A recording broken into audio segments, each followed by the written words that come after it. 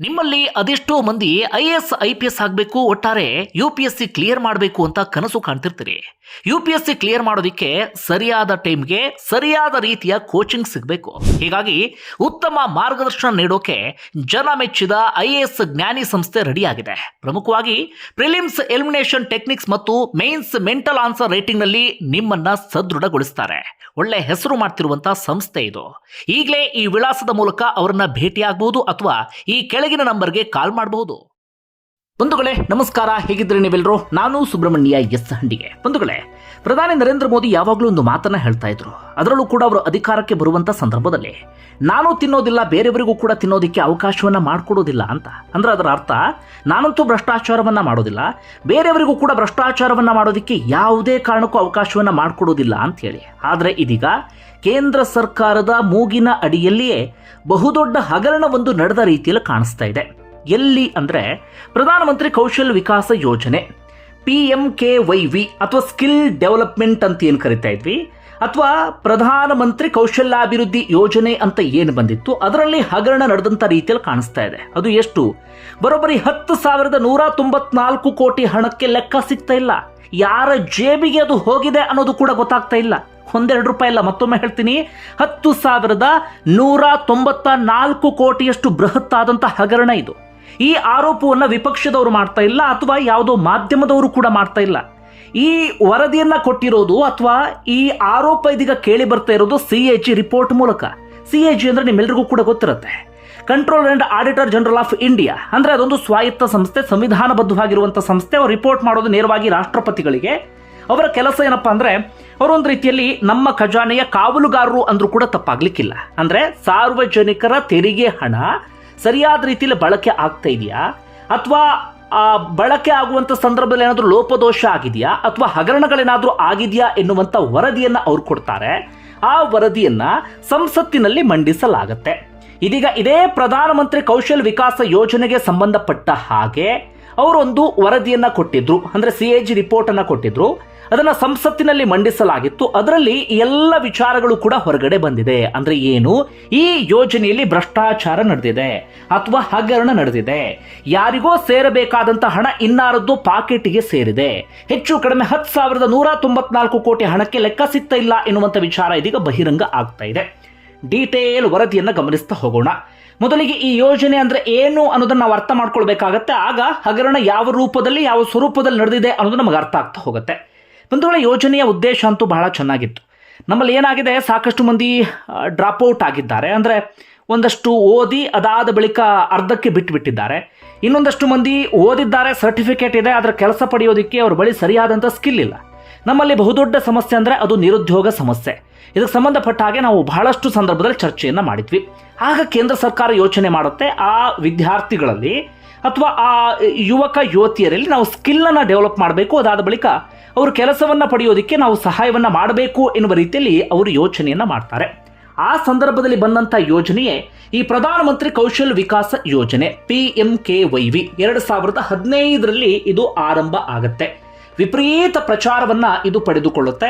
ಪ್ರಧಾನಿ ನರೇಂದ್ರ ಮೋದಿ ಅವರಂತೂ ಹೋದ ವೇದಿಕೆಗಳಲ್ಲೆಲ್ಲ ಇದನ್ನು ಪ್ರಸ್ತಾಪ ಮಾಡ್ತಾ ಇದ್ರು. ಯುವ ಜನತೆಯ ಪರವಾಗಿ ನಾವಿದ್ದೇವೆ, ಯುವ ಜನತೆಗೆ ಇಂಥದೊಂದು ಅವಕಾಶವನ್ನು ಸೃಷ್ಟಿ ಮಾಡಿದ್ದೇವೆ, ಇಂಥದೊಂದು ವೇದಿಕೆಯನ್ನ ಕೊಟ್ಟಿದ್ದೇವೆ ಎನ್ನುವಂತ ಮಾತನ್ನ ಅವರು ಮತ್ತೆ ಮತ್ತೆ ಪ್ರಸ್ತಾಪ ಮಾಡ್ತಾ ಇದ್ರು. ಅಂದ್ರೆ ಕೇವಲ ಕೇಂದ್ರ ಸರ್ಕಾರದ ಮಹತ್ವಾಕಾಂಕ್ಷಿ ಯೋಜನೆ ಮಾತ್ರ ಅಲ್ಲ, ಸಿಕ್ಕಾಪಟ್ಟೆ ಪ್ರಚಾರವನ್ನ ಪಡೆದಂತ ಯೋಜನೆ ಅಂದ್ರೂ ಕೂಡ ತಪ್ಪಾಗ್ಲಿಕ್ಕಿಲ್ಲ. ಇದರ ಕೆಲಸ ಏನು ಅಂತಂದ್ರೆ, ಇಂಡಸ್ಟ್ರಿ ರಿಲೇಟೆಡ್ ಸ್ಕಿಲ್ ಟ್ರೈನಿಂಗ್. ಅಂದರೆ ಸದ್ಯ ಯಾವುದಕ್ಕೆ ವಿಪರೀತ ಡಿಮ್ಯಾಂಡ್ ಇದೆ, ಈ ಪ್ಲಂಬಿಂಗ್ ಕೆಲಸಕ್ಕೋ ಅಥವಾ ಯಾವುದೋ ಒಂದು ಇಂಡಸ್ಟ್ರಿ ಸಂಬಂಧಪಟ್ಟಂತ ಕೆಲಸಕ್ಕೋ ಯಾವುದಕ್ಕೆ ಡಿಮ್ಯಾಂಡ್ ಇದೆ ಅದನ್ನ ಗುರುತಿಸಿ, ಅದೇ ರೀತಿಯಾಗಿ ವಿದ್ಯಾರ್ಥಿಗಳಿಗೆ ತರಬೇತಿಯನ್ನ ಕೊಟ್ಟು, ಆ ತರಬೇತಿ ಮುಗಿದ ಬಳಿಕ ಅವರಿಗೆ ಅದಕ್ಕೆ ಸಂಬಂಧಪಟ್ಟಂತ ಒಂದು ಸರ್ಟಿಫಿಕೇಟ್ ಅನ್ನ ಕೊಡೋದು, ಅದಾದ ಬಳಿಕ ಉದ್ಯೋಗ ಮೇಳವನ್ನ ಆಯೋಜನೆ ಮಾಡೋದು, ಆ ಉದ್ಯೋಗ ಮೇಳದ ಮೂಲಕ ಅವರಿಗೆ ಕೆಲಸವನ್ನ ಹುಡುಕಿಕೊಳ್ಳೋದಕ್ಕೆ ಅವಕಾಶವನ್ನ ಸೃಷ್ಟಿ ಮಾಡಿಕೊಡೋದು. ಅಂದರೆ ವಿದ್ಯಾರ್ಥಿಗಳಲ್ಲಿ ಸ್ಕಿಲ್ ಅನ್ನ ಡೆವಲಪ್ ಮಾಡಿ ಅವರು ಕೆಲಸವನ್ನ ಪಡೆಯೋದಕ್ಕೆ ಸಹಾಯ ಮಾಡೋದು ಅಥವಾ ಕೆಲಸವನ್ನ ಕೊಡಿಸೋದು ಈ ಯೋಜನೆಯ ಉದ್ದೇಶ ಆಗಿತ್ತು. ಉದ್ದೇಶ ಏನೋ ಬಹಳ ಚೆನ್ನಾಗಿತ್ತು.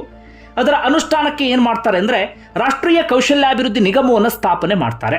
ಅದಕ್ಕೊಂದು ಪ್ರತ್ಯೇಕವಾದಂಥ ಸಚಿವಾಲಯ ಇದೆ, ಸ್ಕಿಲ್ ಡೆವಲಪ್ಮೆಂಟ್ ಮಿನಿಸ್ಟ್ರಿ ಕೂಡ ನಮ್ಮಲ್ಲಿ ಇದೆ. ನರೇಂದ್ರ ಮೋದಿ ಅವರು ಅದನ್ನು ಕೂಡ ಹೇಳ್ತಾ ಇದ್ರು, ನಮ್ಮಲ್ಲೊಂದು ಪ್ರತ್ಯೇಕವಾದಂಥ ಸಚಿವಾಲಯವನ್ನೇ ನಾವು ಸೃಷ್ಟಿ ಮಾಡಿಬಿಟ್ಟಿದ್ದೇವೆ ಎನ್ನುವಂಥ ರೀತಿಯಲ್ಲಿ. ಒಟ್ಟಾರೆಯಾಗಿ ಇದು ಯೋಜನೆಯ ಉದ್ದೇಶ, ಯೋಜನೆ ಕಾರ್ಯರೂಪಕ್ಕೆ ಬರಬೇಕಾದಂಥ ರೀತಿ ಎಲ್ಲವೂ ಕೂಡ ಬಹಳ ಚೆನ್ನಾಗಿತ್ತು. ಇದರಲ್ಲಿ ಯಾವುದೇ ಲೋಪದೋಷಗಳು ಕೂಡ ಕಾಣಿಸ್ತಾ ಇಲ್ಲ. ಓಕೆನಾ? ಇಷ್ಟ ಆಗಿತ್ತು. ಅದಾದ ಬಳಿಕ ಒಂದು ಲೆಕ್ಕ ಬರುತ್ತೆ. ಏನಂತ? ನಾವು 3 ಹಂತಗಳಲ್ಲಿ ಈ ಯೋಜನೆಯನ್ನು ಅನುಷ್ಠಾನಗೊಳಿಸಿದ್ದೇವೆ.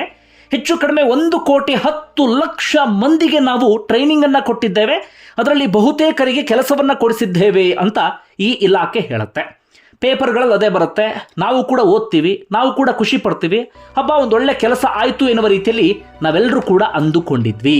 ಆದರೆ ನಾವು ಅಂದುಕೊಂಡಿದ್ದೆಲ್ಲದಕ್ಕೂ ವಿರುದ್ಧವಾದಂಥ ಘಟನೆಗಳು ಘಟಿಸಿ ಹೋಗಿದೆ ಎನ್ನುವಂಥ ಸಂಗತಿ ಇದೀಗ ಬಯಲಾಗ್ತಾ ಇದೆ. ಅದರಲ್ಲಿ ಪ್ರಮುಖವಾಗಿ ಏನಾಗಿತ್ತು ಅಂದರೆ, ಈ ಯೋಜನೆಗೋಸ್ಕರ 2015ರಿಂದ 2022ರ ಅವಧಿಯಲ್ಲಿ 14,448 ಕೋಟಿ ಹಣವನ್ನು ಮೀಸಲಿಡಲಾಗಿತ್ತು. ಅದರಲ್ಲಿ 13,288 ಕೋಟಿಯನ್ನು ಈಗಾಗಲೇ ಬಿಡುಗಡೆ ಮಾಡಲಾಗಿದೆ.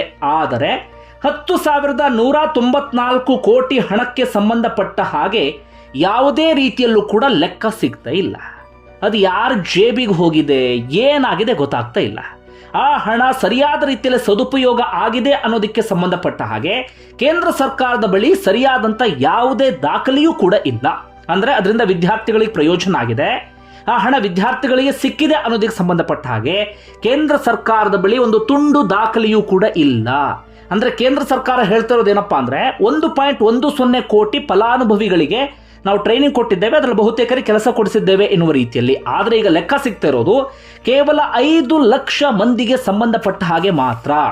94% ವಿದ್ಯಾರ್ಥಿಗಳ ಡೇಟಾ ಸರಿಯಾದ ರೀತಿಯಲ್ಲಿ ಇದೀಗ ಸಿಗ್ತಾನೆ ಇಲ್ಲ. ಯೋಜನೆಯ ಅಡಿಯಲ್ಲಿ ಅಥವಾ ತರಬೇತಿಗೆ ಆಯ್ಕೆಯಾದಂಥ ಫಲಾನುಭವಿಗಳ ವೈಯಕ್ತಿಕವಾದಂಥ ಮಾಹಿತಿ, ಆಧಾರ್ ಡೀಟೇಲ್, ಬ್ಯಾಂಕ್ ಖಾತೆ ವಿವರ ಇವೆಲ್ಲವೂ ಕೂಡ ಸಂಗ್ರಹಿಸುವುದು ಕಡ್ಡಾಯ ಆಗಿತ್ತು. ಆದರೆ ಇದೀಗ ಆ ಯಾವುದೇ ದಾಖಲೆಗಳು ಕೂಡ ಸಿಗ್ತಾ ಇಲ್ಲ.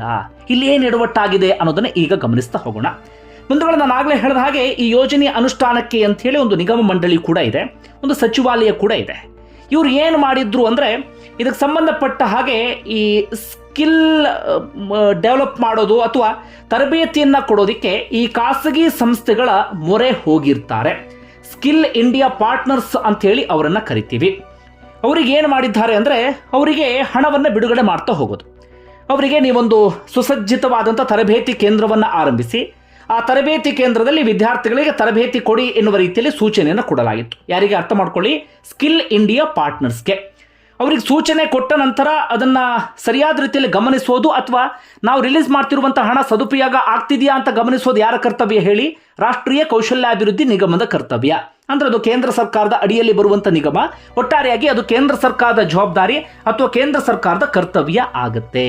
ಆದರೆ ಇಲ್ಲೇ ಈಗ ಎಡವಟ್ಟು ಆಗಿರೋದು ಏನೇನು ಅಂತ ನಾವು ನೋಡ್ತಾ ಹೋಗೋದಾದ್ರೆ, ಮೊದಲಿಗೆ ಇಲ್ಲಿ ಏನಾಗಬಿಟ್ಟಿದೆ ಅಂದರೆ, ಬೇಕಾಬಿಟ್ಟಿಯಾಗಿ ಹಣವನ್ನು ತಿಂದು ಹಾಕಿದ ರೀತಿಯಲ್ಲಿ ಕಾಣಿಸ್ತಾ ಇದೆ. ಅದನ್ನು ಗುಳುಂ ಸ್ವಾಹ ಮಾಡಿದ ರೀತಿಯಲ್ಲಿ ಕಾಣಿಸ್ತಾ ಇದೆ. ಹಣ ಏನೇನಕ್ಕೆ ಬಳಕೆ ಆಗಬೇಕಿತ್ತು ಅಂದರೆ, ಆ ತರಬೇತಿ ಕೇಂದ್ರಗಳು, ಹಾಗೆ ಅಂದರೆ ತರಬೇತಿ ಕೇಂದ್ರಗಳಿಗೆ ಬರುವಂಥ ತರಬೇತುದಾರರಿಗೆ ಹಾಗೆ ತರಬೇತಿ ಪಡೆದಂಥವರಿಗೆ ಶಿಷ್ಯ ವೇತನವನ್ನು ಕೊಡುವಂಥ ಯೋಜನೆ ಕೂಡ ಇದೆ. ಅಂದರೆ ಫಲಾನುಭವಿಗಳಿಗೆ ಹಣವನ್ನು ಕೊಡುವಂಥ ಇದು ಕೂಡ ಇದೆ. ನೇರವಾಗಿ ಅವರ ಬ್ಯಾಂಕ್ ಖಾತೆಗಳಿಗೆ ವರ್ಗಾವಣೆಯನ್ನು ಮಾಡಬೇಕು. ಆದರೆ ಇಲ್ಲೇನಾಗಿದೆ, ಅದು ಯಾವುದೂ ಕೂಡ ಆಗಿಲ್ಲ. ಇವ್ರು ಏನು ಮಾಡಿದ್ದಾರೆ ಅಂದರೆ, ಫಲಾನುಭವಿಗಳ ಅಕೌಂಟ್ ನಂಬರನ್ನು ನೀಟಾಗಿ ಕಲೆಕ್ಟ್ ಮಾಡಿ ಮೆನ್ಷನ್ ಮಾಡಬೇಕಲ್ಲ, ಫೇಕ್ ಅಕೌಂಟ್ ನಂಬರ್ಗಳನ್ನು ಮೆನ್ಷನ್ ಮಾಡಿಬಿಟ್ಟಿದ್ದಾರೆ ಮನಸ್ಸಿಗೆ ಬಂದ ಹಾಗೆ.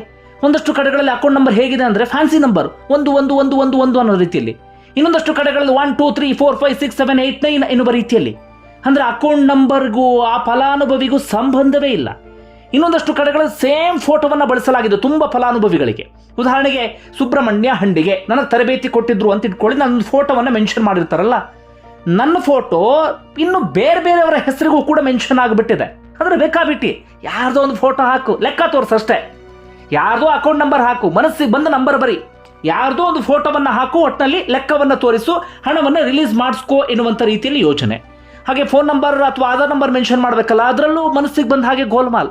ಅದಾದ ಬಳಿಕ ಇನ್ನೂ ಅಚ್ಚರಿಯ ಸಂಗತಿ ಏನಪ್ಪ ಅಂದರೆ, ಈ ಟ್ರೈನಿಂಗ್ ಸೆಂಟರ್ಗಳು ಅಂತ ಏನೇನು ಇವರು ತೋರಿಸಿದ್ರು ಅಥವಾ ಟ್ರೈನಿಂಗ್ ಸೆಂಟರ್ಗಳು ಇದೆ ಅಂತೇಳಿ ಕಾಗದಲ್ಲಿ ತೋರಿಸಿದ್ರಲ್ಲ, ವಾಸ್ತವವಾಗಿ ಅಲ್ಲಿ ಹೋಗಿ ಅಧಿಕಾರಿಗಳು ಚೆಕ್ ಮಾಡಿದ ಕಡೆಗಳಲ್ಲಿ ಒಂದಷ್ಟು ಕಡೆಗಳು ಟ್ರೈನಿಂಗ್ ಸೆಂಟರ್ಗಳಿಗೆ ಬೀಗ ಬಿದ್ದಿದೆ, ಇನ್ನೊಂದಷ್ಟು ಕಡೆಗಳಲ್ಲಿ ಟ್ರೈನಿಂಗ್ ಸೆಂಟರ್ಗಳೇ ಇಲ್ಲ, ಇನ್ನೊಂದಷ್ಟು ಕಡೆಗಳಲ್ಲಿ ಪಾಳು ಬಿದ್ದ ಈ ಕೊಠಡಿಗಳು, ಪಾಳು ಬಿದ್ದ ಕಟ್ಟಡಗಳು ಅದನ್ನು ತೋರಿಸಿದ್ದಾರೆ ಟ್ರೈನಿಂಗ್ ಸೆಂಟರ್ ಎನ್ನುವ ರೀತಿಯಲ್ಲಿ. ಅಂದರೆ ಕಾಗದದಲ್ಲಿ ಮಾತ್ರ ಟ್ರೈನಿಂಗ್ ಸೆಂಟರ್ ಇದೆ, ಆದರೆ ವಾಸ್ತವವಾಗಿ ಟ್ರೈನಿಂಗ್ ಸೆಂಟರು ಇಲ್ಲ, ಯಾವ ಫಲಾನುಭವಿಗಳಿಗೆ ಟ್ರೈನಿಂಗೂ ಇಲ್ಲ. ಮನಸ್ಸಿಗೆ ಬಂದ ಹಾಗೆ ಆಡಿದ್ದೇ ಆಟ ಎನ್ನುವ ರೀತಿಯಲ್ಲಿ ಇವರೆಲ್ಲರೂ ಕೂಡ ಮಾಡಿಬಿಟ್ಟಿದ್ದಾರೆ. ಇದು ಯಾವುದಕ್ಕೂ ಲೆಕ್ಕ ಇಲ್ಲ, ಯಾವುದಕ್ಕೂ ಸರಿಯಾದಂಥ ದಾಖಲೆಯೇ ಇಲ್ಲ. ಇಲ್ಲಿಯವರೆಗೂ ಕೂಡ ಇದು ಕೇಂದ್ರ ಸರ್ಕಾರದ ಗಮನಕ್ಕೆ ಬಂದೇ ಇಲ್ಲ, ಅಥವಾ ಕೇಂದ್ರ ಸರ್ಕಾರ ಇದನ್ನು ಸರಿಯಾದ ರೀತಿಯಲ್ಲಿ ಪರಿಶೀಲಿಸುವಂಥ ಕೆಲಸ ಅಥವಾ ಕೇಂದ್ರ ಸರ್ಕಾರ ಇದರ ಜವಾಬ್ದಾರಿಯನ್ನು ತೆಗೆದುಕೊಳ್ಳುವಂಥ ಕೆಲಸ ಯಾವುದನ್ನು ಕೂಡ ಸರಿಯಾದ ರೀತಿಯಲ್ಲಿ ಮಾಡಿಲ್ಲ. ಹಾಗೆ ಇವರು ಏನು ಮಾಡಬೇಕಿತ್ತು, ಯಾವ ಇದಕ್ಕೆ ಅಂದರೆ ಇಂಡಸ್ಟ್ರಿ ರಿಲೇಟೆಡ್ ಸ್ಕಿಲ್ಗಳನ್ನು ಇವರು ಟ್ರೈನಿಂಗ್ ಕೊಡೋದಲ್ಲ, ಈಗ ಯಾವ ಕೆಲಸಕ್ಕೆ ಡಿಮ್ಯಾಂಡ್ ಇದೆಯೋ ಆ ಟ್ರೈನಿಂಗನ್ನು ಕೊಡಬೇಕಲ್ಲ ಇವರು, ಅದನ್ನೂ ಕೂಡ ಮಾಡಿಲ್ಲ. ಮನಸ್ಸಿಗೆ ಬಂದ ಹಾಗೆ ಯಾವುದೋ ಒಂದು ಟ್ರೈನಿಂಗು ಅಂತ ಹೇಳಿ ಟ್ರೈನಿಂಗ್ ಕೊಡಬೇಕು, ಸರ್ಟಿಫಿಕೇಟ್ ಕೊಡಬೇಕು ಅಷ್ಟೇ ಅಲ್ಲ ಇವ್ರ ತಲೆಯಲ್ಲಿ ಇದ್ದಿದ್ದು. ಹೀಗಾಗಿ ಯಾವುದೋ ಒಂದು ಕೆಲಸ ಮನಸ್ಸಿಗೆ ಬಂದಿದ್ದು ಒಂದು ಟ್ರೈನಿಂಗು ಅಂಥದ್ದನ್ನು ಮಾಡಿಬಿಟ್ಟಿದ್ದಾರೆ. ಬೇಕಾಬಿಟ್ಟಿಯಾಗಿ ಯೋಜನೆಯ ಅನುಷ್ಠಾನಕ್ಕೆ ಪ್ರಯತ್ನವನ್ನು ಪಟ್ಟಿದ್ದಾರೆ. ಇದು ಆಗಿರೋದು ಈ ಪ್ರಧಾನಮಂತ್ರಿ ಕೌಶಲ್ ವಿಕಾಸ್ ಯೋಜನೆಯಲ್ಲಿ ಆಗಿರುವಂಥ ಲೋಪದೋಷ ಅಥವಾ ಹಗರಣ ಅಂದ್ರೂ ಕೂಡ ತಪ್ಪಾಗ್ಲಿಕ್ಕಿಲ್ಲ. ಹೆಚ್ಚು ಕಡಿಮೆ ನಾನು ಆಗ್ಲಿಂದ ಹೇಳ್ತಾ ಇದ್ದ ಹಾಗೆ 10,194 ಕೋಟಿ ಹಣಕ್ಕೆ ಸಂಬಂಧಪಟ್ಟ ಹಾಗೆ ಸರಿಯಾದಂಥ ಲೆಕ್ಕ ಸಿಗ್ತಾ ಇಲ್ಲ. ವಿಪರೀತ ಚರ್ಚೆ ಆಗ್ತಾ ಇದೆ, ತೀವ್ರವಾದಂಥ ಆಕ್ರೋಶವೂ ಕೂಡ ವ್ಯಕ್ತವಾಗ್ತಾ ಇದೆ. ಈಗ ಇರುವಂತಹ ಪ್ರಶ್ನೆ ಏನಪ್ಪಾ ಅಂದ್ರೆ, ಇದರ ಜವಾಬ್ದಾರಿಯನ್ನ ಕೇಂದ್ರ ಸರ್ಕಾರ ತೆಗೆದುಕೊಳ್ಳಬೇಕು. ಈಗ ಇದನ್ನು ಹೇಗೋ ಸಮರ್ಥನೆ ಮಾಡಿಕೊಳ್ಳುವಂಥ ಕೆಲಸ, ತೇಪೆ ಹಚ್ಚುವಂಥ ಕೆಲಸ ಅಂಥದ್ದು ಯಾವುದು ಕೂಡ ಆಗಬಾರ್ದು. ಅದರ ಬದಲಾಗಿ ಇದರ ಹಿಂದೆ ಯಾರಿದ್ದಾರೆ ಅನ್ನೋದನ್ನ ಪತ್ತೆ ಹಚ್ಚಬೇಕಾಗತ್ತೆ. ಜನರ ಮುಂದೆ ಅವರ ಸಂಪೂರ್ಣ ವರದಿಯನ್ನ ಇಡಬೇಕಾಗತ್ತೆ. ಅಷ್ಟು ಮಾತ್ರ ಅಲ್ಲ, ಅವ್ರನ್ನ ಶಿಕ್ಷಿಸುವಂಥ ಕೆಲಸವೂ ಕೂಡ ಆಗಬೇಕಾಗತ್ತೆ.